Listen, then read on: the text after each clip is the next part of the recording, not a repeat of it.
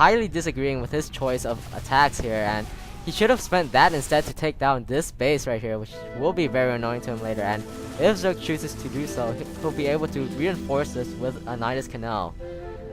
And so Protoss very, very behind this, just sticking to his original plan, and he's not making any changes to his plan. He has a Stargate. He finally gets a robotics facility, which should have been out earlier, and oh, poor Immortal stuck right in there with all the other buildings.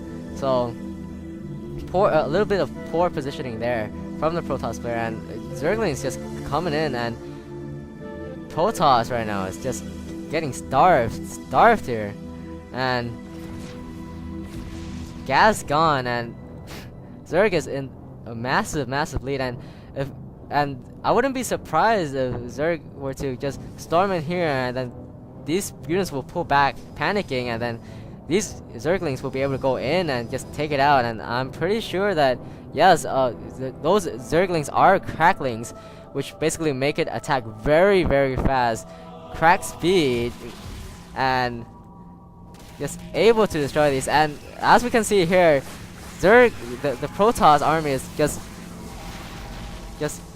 not decisive about where it's gonna go, and it's going to Protoss player basically have lost this game just because of the massive amounts of expansions that Zerg has and the amount of time that Zerg has had this base up, and this actually not being over yet, and High Templar is very, very powerful, but they need more support than just plain Zealots, because we need sentries so that the Roach attacks could be, and the Hydralisk attacks could be reduced by 1, which will be very, very crucial. And also the sentries will provide a larger range of attack, because basically right now all Protoss could do is just attack on the front lines and just cast, but if he were to have ranged units, then he'll be able to additionally, along with the line of Zealots, be able to attack.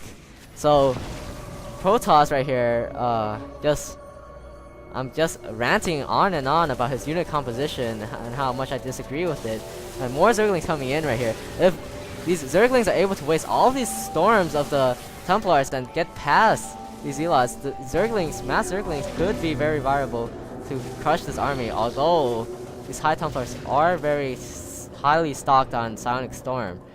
If all of the Zealots were to die and Zerglings were to just run in, all these High Templars would just die, and because they can't cast over Psionic Storm over themselves, or else they'll kill themselves. And Protoss is actually doing the same move that Zerg had done up here, expanding down here, and these Zealots going in, and as we can see, all of the attacks going down on this path right here basically has failed for Protoss, and it's just switching armies, and there has been no economic damage. And he should have done this earlier. Colossus would have been very, very useful, because Colossus could just outrun the Hydralisk, I believe, and go down cliffs. And also, a forward pylon here, very, very smart of ffswowsucks. He could have done that earlier in conjunction with his attacks here, if he had sent a single probe out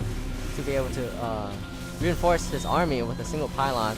And also down here, massive High Templar is just, I'm not sure what he's doing, just going in here, just going Psionic Storm on these guys. And actually, whoa, wait, all of Blue's army is dead. How did that happen?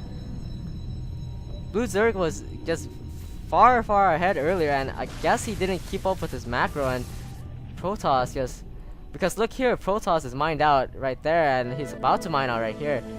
I guess the deciding point was when this hatchery fell down, Zerg wasn't able to get a fourth, and Protoss was still mining, and wow, what a turn of events.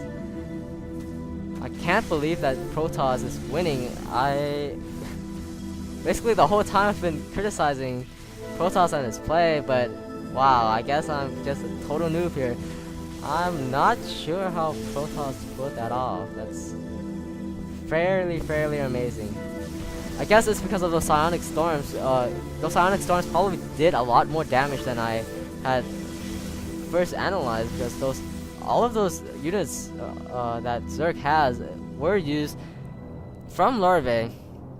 Larvae were used to make those units. So, excuse me, and so those larvae basically just making armies instead of making drones. Actually, but even so, those larvae, I have no idea how Zerg won.